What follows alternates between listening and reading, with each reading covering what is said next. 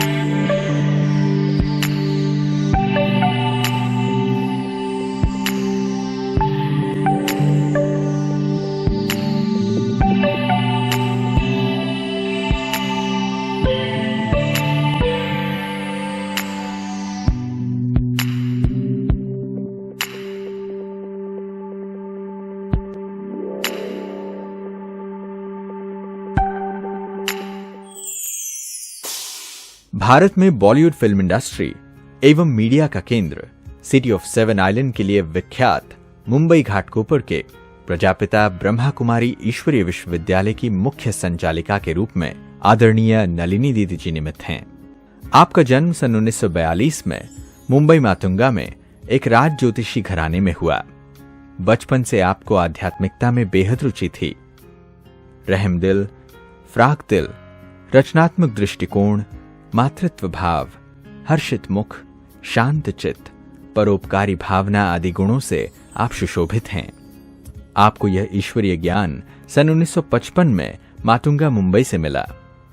आपने लौकिक पढ़ाई बीए ऑनर्स तक पूरी की है। आपको सन 1955 में सायन सेवा केंद्र पर ज्ञान की देवी मातेश्वरी जगदम्बा से और सन 1956 में संस्था के संस्थापक पिताश्री ब्रह्मा बाबा से मिलने का सौभाग्य प्राप्त हुआ। मम्मा की स्नेह भरी पालना, ब्रह्मा बाबा के पत्र से विशेष प्रेरणा प्राप्त करते हुए सन 1956 से दिल्ली, हापुड़, कानपुर, कलकत्ता, अहमदाबाद आदि सेवा स्थानों पर विशेष सेवाएं दी और सन 1967 से आप मुंबई घाटकोपर की सेवाओं को आगे बढ़ा रही हैं।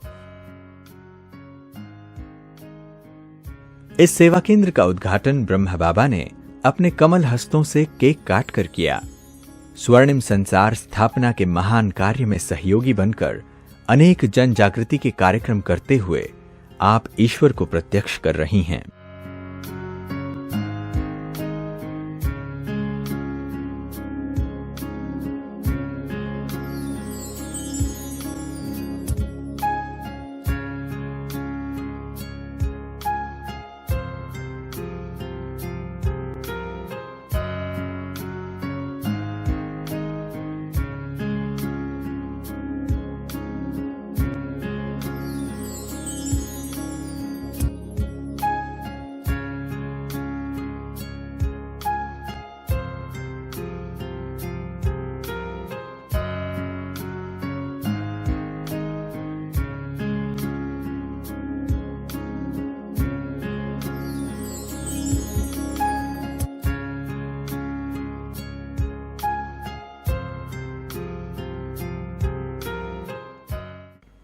ब्रह्मा बाबा ने जो यज्ञ में बुरा मत सुनो, बुरा मत बोलो, बुरा मत देखो का जो चित्र बनवाया, उसमें आप ही विद्यमान हैं। आप यज्ञ के लिए आदर्श मूर्त एवं ईश्वरीय विश्वविद्यालय के टीचर्स ट्रेनिंग के आप मुख्य टीचर हैं।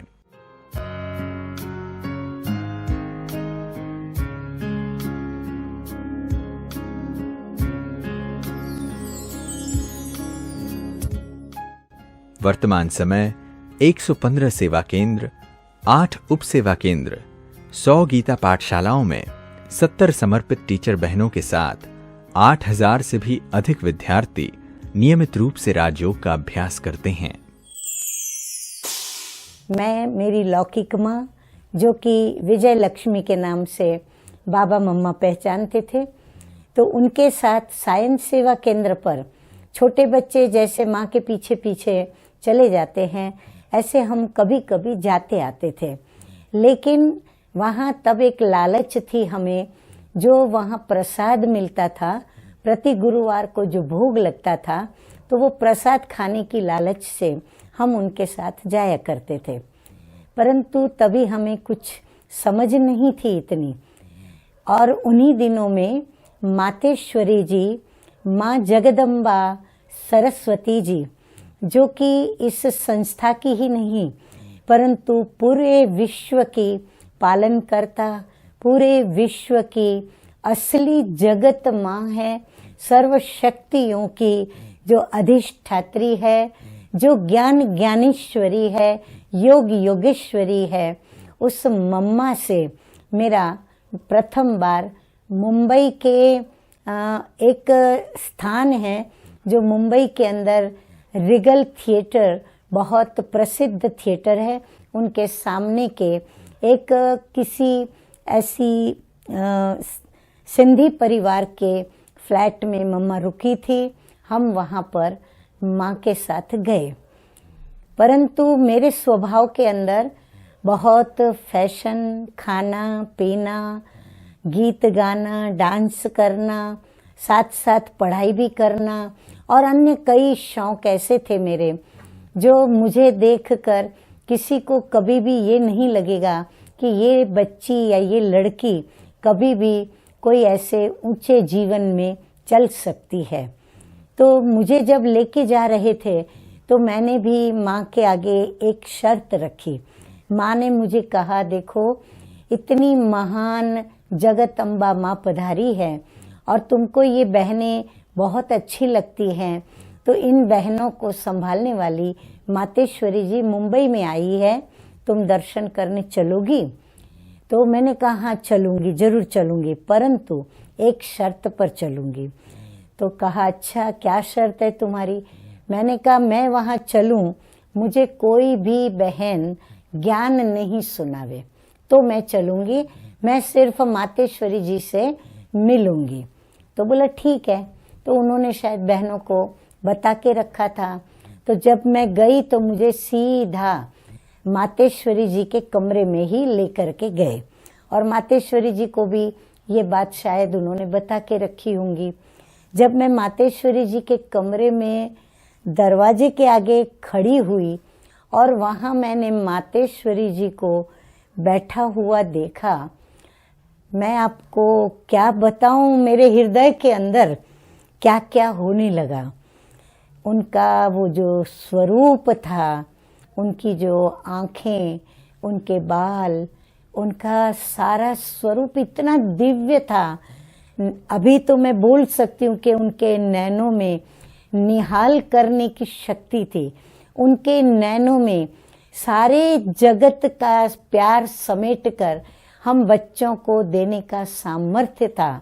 उनके नैनों के अंदर जितनी भी शक्तियाँ हम जब भी मांगे, काम घेनु की तरह हम जो भी मांगे वो देने की क्षमता थी।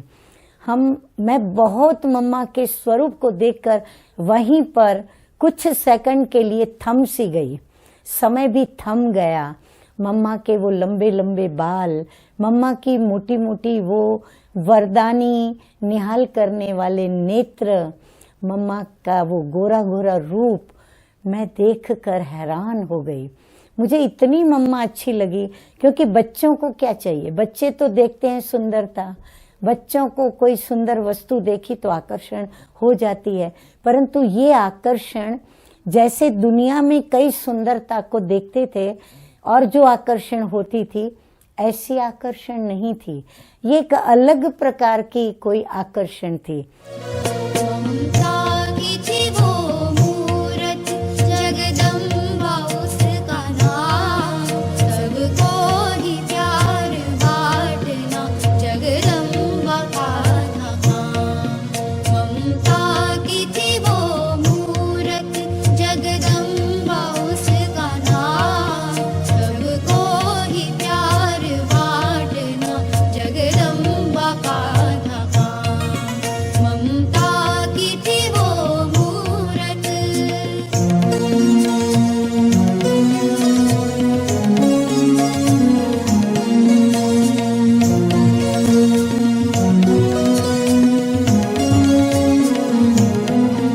मैं गई, मम्मा ने बुलाया, आओ बेटा आओ बैठो, आओ नलनी आओ बैठो। तो मैं जमीन पे बैठने गई, मम्मा गद्दी पे बैठी हुई थी। मम्मा ने कहा नहीं वहाँ नहीं, इधर आओ, मेरे बाजू में बैठो, मेरे पास बैठो। मैं बहुत खुश हो गई, छोटी जो थी, इतना मुझे महत्व मिला, मान मिला, सम्मान मिला, मैं बहुत खुश हो गई। मैं मम्मा के बाजू में बैठी, परंतु मुझे सच कहूँ तो कुछ सूझ नहीं रहा था, मैं मम्मा को ही देखती रहती थी। तो मम्मा ने मेरे को एक प्रश्न पूछा, अचानक जैसे कानों में कोई मधुर, जैसे वीणा की तार गूंजती है, ऐसे मम्मा के मधुर स्वर मेरे कानों में पड़े प्रश्न के रूप में। मम्मा ने कहा, बताओ तुम्हारा जीवन का लक्ष्य क्या है? तो मैंने जब ये सुना तो मैंने तो कभी जीवन को इतनी गंभीरता से उठाया ही नहीं था कि जीवन में कोई लक्ष्य बनाना होता है या कोई करियर बनानी होती है या क्या। मैंने बड़े अल्लड़ होकर के जवाब दे दिया कि खाना पीना और मौज करना। तो मम्मा बहुत मीठा, इतना मीठा मुस्कुराई, वो छवि तो देखने वाली थी। आज तक वो छवि मेरे हृदय को जैसे कि बलिहार जाऊं उस पर, छवि आज भी तादृश्य है। तो मम्मा बहुत मीठा मीठा मुस्कुराई, बोला बस इतना ही। तो मैं मम्मा को देखती रही। इतने में क्या हुआ कि मम्मा और मैं जहाँ बैठे थे वहाँ ऊपर एक खिड़की थी, तो वो खिड़की से एक चिड़िया उड़ करके और दूर एक ट्यूबलाइट पर घोंसला बना हुआ था। अब वो घोंसला मम्मा ने ही हटाने नहीं दिया था, क्योंकि उसमें चिड़िया ने अंडे रखे हुए थे, पर वो अंडे उस समय फूट चुके थे और उनके बच्चे जो थे, वो 2-3 बच्चे, वो चिड़िया जैसे ही आई तो बच्चे घोंसले से आधा इतना उनका मुंह दिखता था, तो वो चोंच खोल के ऐसे खड़े हो गए थे जैसे।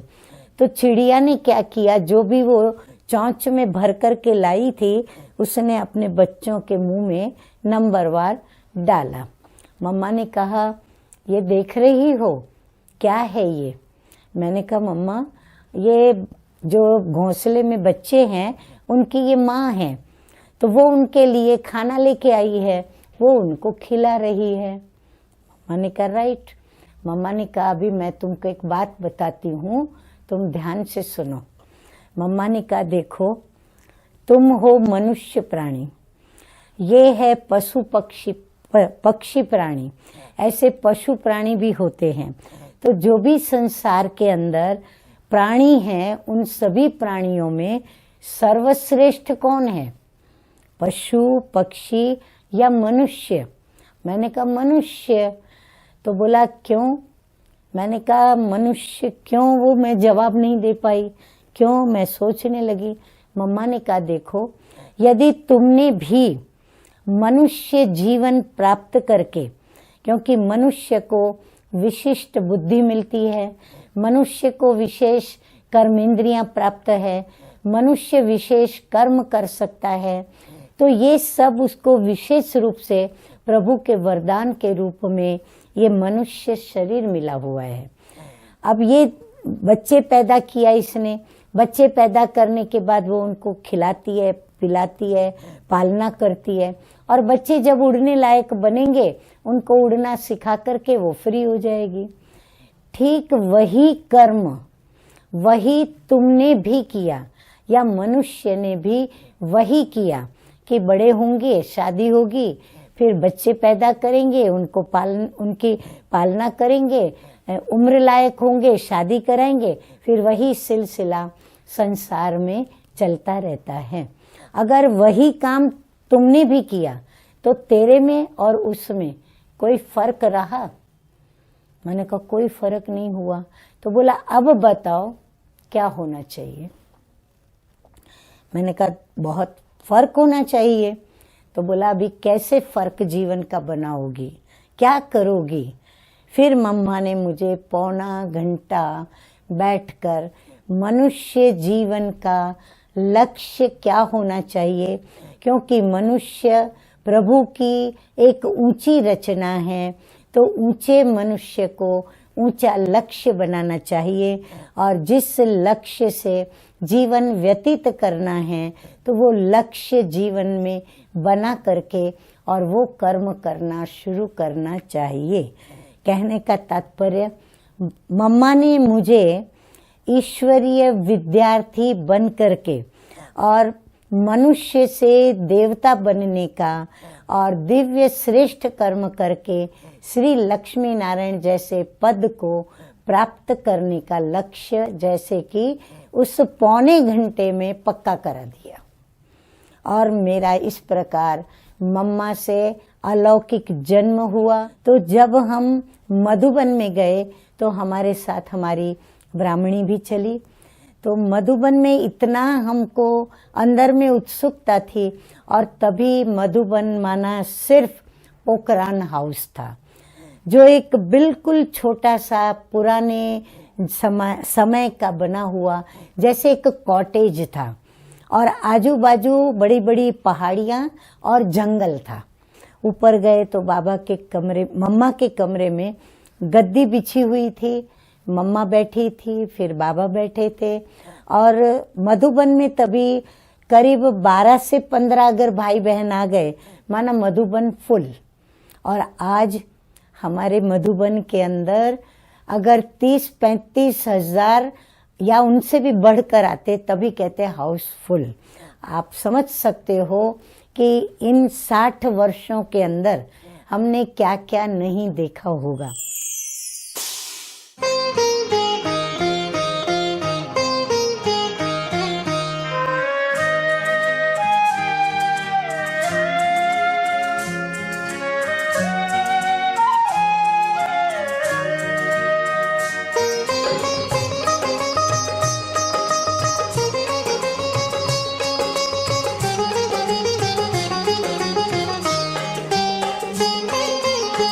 कितनी ही सदियां बीते, ये जग कितना ही बदले, बाबा तेरी यादों के दीप हमेशा रहेंगे जले।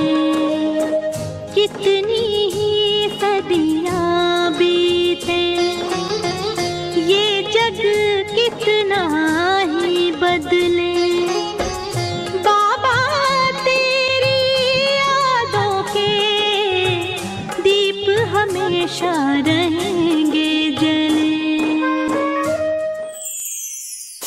Seldom it happens that we get a chance to meet Goddess in human form, and I am so fortunate that I got to meet Rajyogini Nalini Didi ji, who is Sakshat, if you can see, she is Goddess Saraswati. And I'm really fortunate that I have got chance to learn from her so many things.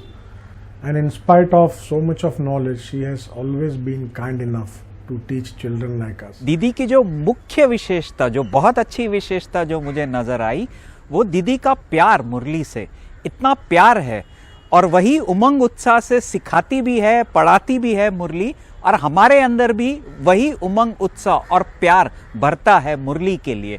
कितना बड़ा सौभाग्य है मेरा और हम बच्चों का। दीदी के जीवन में मैंने देखा कि दीदी सहन शक्ति की एक मूर्ति है। दीदी घाटकोपर के लिए एक गंगा जैसी पवित्र हस्ती है, जिसमें कोई भी ज्ञान पिपासु आता है, अपने ज्ञान की प्यास बुझाता है और धन्य धन्य होके, भरपूर होके जाता है।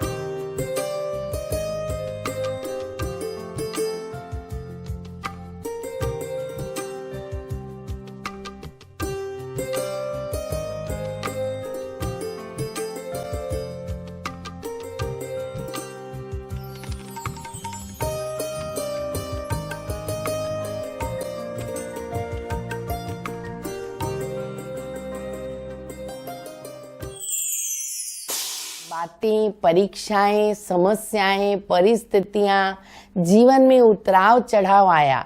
जहां सहन करना था वहां सहन किया, जहां समाना था वहां उन्होंने समाया, जहां थोड़ा सामना करना चाहिए था वहां सामना किया। तो हमें भी ये सीखने को मिला कि कैसे हमें सहनशीलता, समाना और फिर सामना करते हुए, सही निर्णय लेते हुए, सामने वाले व्यक्ति को सही रीति से परखते हुए हम अपनी परीक्षाओं में विजयी बने। ये मैंने दीदी को प्रैक्टिकल में देखा है। दीदी जी को मैं पिछले 40 वर्षों से देख रही हूँ। वो चाहे ब्रह्मा कुमार भाई बहन हो या बाहर के कोई भी वीआईपीज हो या साधारण व्यक्ति हो, जब भी मिलते हैं, चाहे जितना भी समय मिलते हैं, बहुत दिल की गहराई से, बहुत आत्मीयता से और अपनेपन की भावना से मिलते हैं। जो भी व्यक्ति आता है, चाहे वो परिचित हो या अपरिचित हो, थोड़े ही समय में वो अपने को मेरी दीदी अनुभव करने शुरू कर देता है। उसको नहीं देखा हमने कभी, पर उसकी जरूरत क्या होगी ए माँ, ए माँ तेरी सूरत से अलग भगवान की सूरत क्या होगी, क्या होगी, उसको नहीं देखा हमने कभी। ऐसी मेरी माँ है, ऐसी मेरी दिलबर है, मेरी सब कुछ है। बाबा में जैसे मैंने सब कुछ देखा, ऐसे दीदी माँ में भी मैंने बहुत सब कुछ गुणों की भंडार देखा।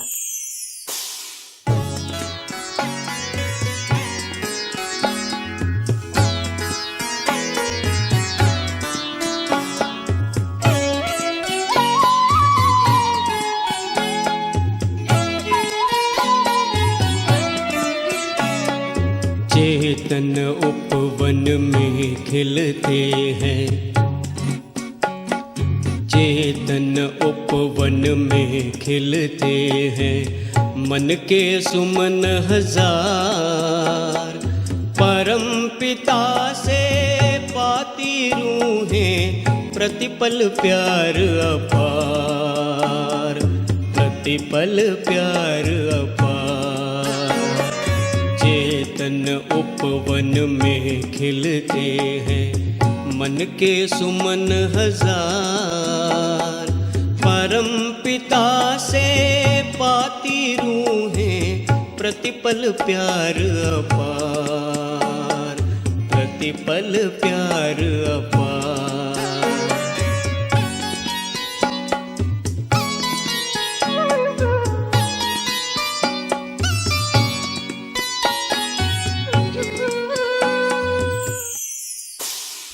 what I have learned with Nalini Didi ji so far is to surrender completely and have 100% faith on the person whom you have trusted, and always have a positivity in your mind so that you can get through from any difficult situation. दीदी करुणा की मूर्ति हैं। सहज भाव से कठिन कार्यों को पार करना उनकी आत्मिक तेज और वाक्य से कठिन कार्य परिपूर्ण सहज रूप से होता है। यह उनकी साधना और ब्रह्मा बाबा के आशीर्वाद का कारण है। She has dedicated her entire beautiful life for the welfare and happiness of many people. So whenever you meet her, you get very peaceful and sacred feeling, because she is walking on the path of dharma. तो पूज्य दीदी में मैंने ये देखा है कि बांटना ही उनका जीवन धर्म है, और आदमी वही बांट सकता है जो भीतर से लबालब हो।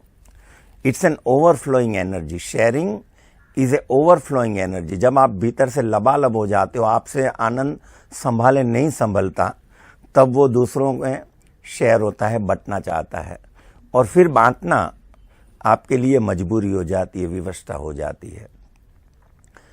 तो दीदी का जो शेयरिंग है, उनका जो समर्पण भाव है, वो इस कलयुग में एक सत्वयुगी गुण है, और मैं उनके प्रेम से बिल्कुल मंत्रमुग्ध हूँ, रोमांचित हूँ, गदगद हूँ, भाव विभोर हूँ।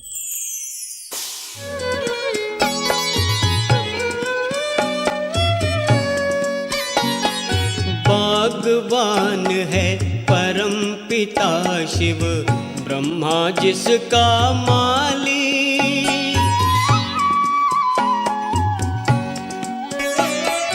भगवान है परम पिता शिव ब्रह्मा जिसका माली। मात पिता ने प्यार से पाला, कले फूल हर डाले, कले फूल हर डाले। दिव्य गुणों के सौरभ से, दिव्य गुणों के सौरभ से महके सारा संसार। परम पिता से पाती रूहें प्रतिपल प्यार अपार, प्रतिपल प्यार अपार।